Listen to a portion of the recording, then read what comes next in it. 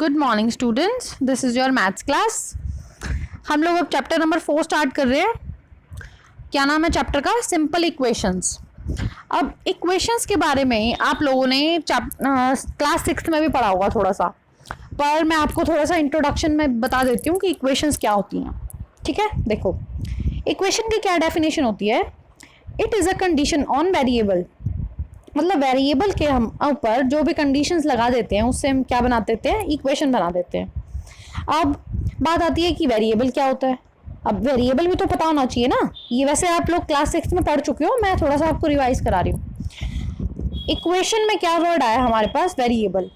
अब हमें इक्वेशन को समझने के लिए सबसे पहले ये भी तो पता होना चाहिए कि वेरिएबल क्या होता है। अब हमें जब तक यही नहीं पता होगा वेरिएबल क्या है तो हम इक्वेशन कैसे पढ़ेंगे? ठीक है, तो हम क्या देखते हैं, वेरिएबल क्या होता है। डेफिनेशन देखो, a variable takes on different numerical values, it's value is not fixed, denoted by alphabets x y z etcetera. From variable we form expression. अब वेरिएबल क्या होता है? वेरिएबल होती है एक्स वाई जेड, इस तरह की वैल्यूज लेते हैं हम, A B C X Y Z. वैसे तो कुछ भी ले सकते हो आप लोग, ज़्यादातर हम लोग एक्स वाई जेड लेते हैं। ठीक है, उसके साथ कोई भी न्यूमेरिकल वैल्यू 1 2 3 4 कुछ भी हो सकता है, या फिर ना भी हो, कोई ज़रूरी नहीं है होना ही चाहिए, हो भी सकता है नहीं भी हो सकता। तो एक वेरिएबल के साथ कोई भी न्यूमेरिकल वैल्यू हो भी सकती है, नहीं भी हो सकती, और वो जो वेरिएबल है उसकी वैल्यू क्या होती है, फिक्स नहीं होती। वैल्यू क्या होती है, चेंज होती रहती है। जैसे कि मान लो हमने ये एक वर्ड ये लिया 4x। अब इसमें x क्या है, वेरिएबल है। x क्या है, वेरिएबल, और 4 क्या है, कांस्टेंट है। कांस्टेंट का मतलब होता है, अब कांस्टेंट और वेरिएबल तो पता होगा ना आपको, चलो बता देती हूँ मैं। कांस्टेंट का मतलब होता है जो वैल्यू फिक्स रहे।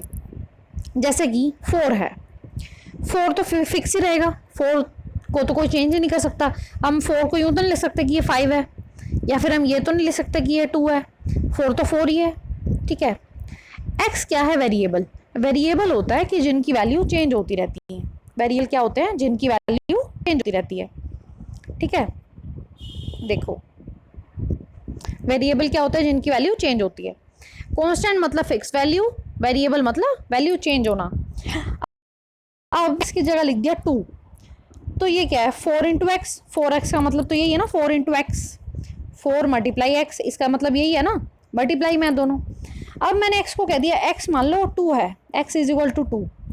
अब 4 इंटू 2 क्या हो गया, 8 हो गया। ठीक है, 4 तो फिक्स ही रहा, पर x की वैल्यू क्या लिख दी हमने, 2 लिख दी। आंसर क्या आ गया, 8। अब मैं x की वैल्यू अपनी मर्जी से ले सकती हूँ। मान लो मैंने x की वैल्यू ले ली 5, मान लो मैंने कह दिया x की वैल्यू है 5, तो अब क्या हो जाएगा, 4 इंटू 5 क्या आ जाएगा, 20। अब जैसे जैसे x की वैल्यू चेंज होगी वैसे वैसे हमारा आंसर चेंज होता जाएगा।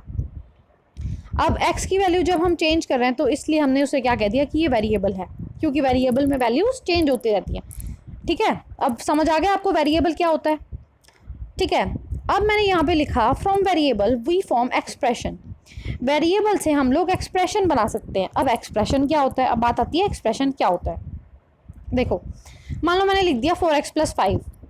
अब जब हम वेरिएबल और कांस्टेंट के साथ कोई भी ऑपरेशन परफॉर्म करते हैं, ऑपरेशन का मतलब हुआ प्लस का ऑपरेशन, माइनस का ऑपरेशन, ठीक है, इस तरह के डिवीजन ऑपरेशन, तो कोई भी इस तरह के जब हम ऑपरेशन परफॉर्म करते हैं वेरिएबल या कांस्टेंट के साथ, तो वो चीज़ क्या बन जाती है, एक्सप्रेशन बन जाती है। जैसे कि मान लो हमारे पास एक वेरिएबल है x, इसके साथ मैंने कोई ऑपरेशन लगा दिया, या तो प्लस ले लो या माइनस ले लो, कुछ भी ले लो, प्लस ले लिया मान लो, इसमें हमने कोई भी वैल्यू ऐड कर दी, मतलब ऑपरेशन लगाया उसमें कुछ और वैल्यू साथ में लिख दी, मान लो हमने लिख दिया 6। तो ये जो पूरी चीज़ बनी इसे हम क्या बोलेंगे कि ये एक एक्सप्रेशन है। क्या बोलेंगे, ये एक एक्सप्रेशन है। ठीक है, अब हमने कहाँ पे जाना था, हमने आना तो था इक्वेशन पे। उसके लिए हमने समझा वेरिएबल, वेरिएबल से क्या हमने समझा, एक्सप्रेशन। ठीक है, अब आते हैं इक्वेशन पे। In an equation there is always an equality sign. अब ये मैंने आपको बताया कि 4x प्लस 5 ये एक एक्सप्रेशन है। अगर मैं लिख दूँ 4x plus 5 is equal to, कुछ भी लिख दो,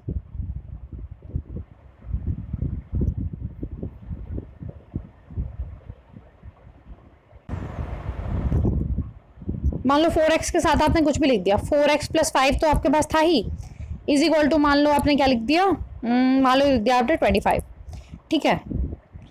तो हमारे पास अब क्या आ गया, इक्वल का साइन आ गया। अब जिस भी एक्सप्रेशन के साथ हम इक्वल का साइन लगा देते हैं, उसके बाद कोई और एक्सप्रेशन लिख देते हैं या फिर कोई भी कुछ भी और नंबर लिख देते हैं, तो इस पूरी चीज़ को हम क्या बोलते हैं कि ये एक इक्वेशन है। क्या बोलते हैं, इक्वेशन। हम यही समझ रहे हैं ना कि इक्वेशन क्या होती है। तो इक्वेशन क्या होती है, इसमें क्या होता है, इक्वालिटी का साइन होता है, इक्वल टू का साइन आता है। अब इसमें इक्वल टू का साइन नहीं है तो ये एक्सप्रेशन है। अब इसमें इक्वल टू का साइन आ गया तो ये क्या बन गई, इक्वेशन बन गई। समझ आ रही है आपको? जिसमें इक्वल टू का साइन आता है वो इक्वेशन होती है, जिसमें इक्वल टू का साइन नहीं होता वो एक्सप्रेशन होता है, ठीक है। अब दो चीज़ें आते हैं इसमें, LHS और RHS। LHS तो आपको पता होगा ये, RHS क्या होता है। LHS मतलब लेफ्ट हैंड साइड, RHS मतलब राइट हैंड साइड। अब जैसे देखो, आप अपने हाथ की तरफ देखो, ये क्या है, लेफ्ट साइड है, ये क्या है, राइट साइड है। तो इसे हम बोल देते हैं लेफ्ट हैंड साइड, इसे हम बोल देते हैं राइट हैंड साइड, ठीक है। अब दो तरह से लिख सकते हैं इक्वेशंस को भी, जैसे कि मान लो हमने 4x + 5 = 65 लिख दिया, तो ये भी एक इक्वेशन है। या फिर मान लो मैंने ये लिख दिया 4x + 5 = 6x - 25, तो ये भी ये इक्वेशन है।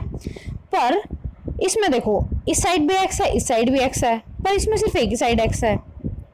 तो इक्वेशन के लिए क्या ज़रूरी है, in equation two expression should have equal values. तो इक्वल का साइन होना चाहिए, इसमें भी इक्वल का साइन है, इसमें भी इक्वल का साइन है, ये तो ठीक है, ये तो हमारी कंडीशन पूरी हो रही है, ठीक है, हो रही है ना। वो कह रहे हैं कि इक्वल वैल्यूज होनी चाहिए, इक्वल वाला साइन होना चाहिए, तो ये भी इक्वल का साइन, ये भी इक्वल का साइन, ठीक है। Two expression must contain at least one variable.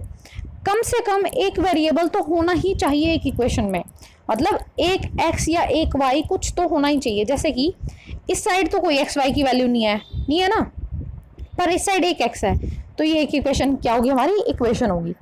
अब इस साइड इधर भी x है, इस साइड भी x है, तो वो कह रहा है कि कम से कम एक x तो होना ही चाहिए, तो ये भी इक्वेशन हमारी सेटिस्फाई हो रही है, ये भी सेटिस्फाई हो रही है, ठीक है। तो ऐसा ज़रूरी नहीं है कि दोनों साइड ही x होना चाहिए, इस साइड जैसे x है, इस साइड भी x है, पर यहाँ पे सिर्फ एक ही साइड x है, तो ये भी इक्वेशन है, ये भी इक्वेशन है। तो दो चीज़ें समझिए आपने, इक्वेशन के लिए क्या क्या ज़रूरी है, उनमें इक्वल टू का साइन होना चाहिए, ठीक है।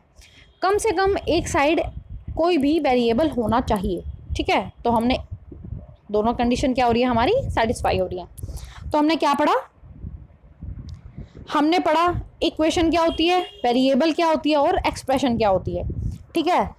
अब इस वीडियो को अगर आपको दोबारा सुनना है तो आप दोबारा भी सुन सकते हो, अच्छे से समझ लेना कि वेरिएबल क्या होता है, एक्सप्रेशन क्या होता है, इक्वेशन क्या होती है। मैं दोबारा नहीं समझाऊंगी, ठीक है।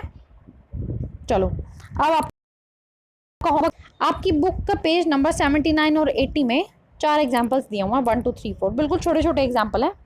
आप लोगों ने इन एग्जाम्पल को रिवाइज करना है अच्छे से, एक बार इनको रीड करके अपनी अपनी रफ नोटबुक में PNV में इनको प्रैक्टिस करना है, ठीक है। जिन बच्चों के पास बुक है वो देख लेना बुक से, और जिनके पास नहीं है वो मैंने यहाँ पे PDF में दे दिया है। देखो एग्जाम्पल नंबर 1 ये है, 2 3 4, देखो एक ही पेज पे चारों एग्जाम्पल आ गए, ठीक है। बहुत छोटे छोटे हैं, देख लेना आप लोग। बाकी फिर हम कल स्टार्ट करेंगे अपनी एक्सरसाइज, ठीक है। चलो इतना ही करते हैं आज, थैंक यू।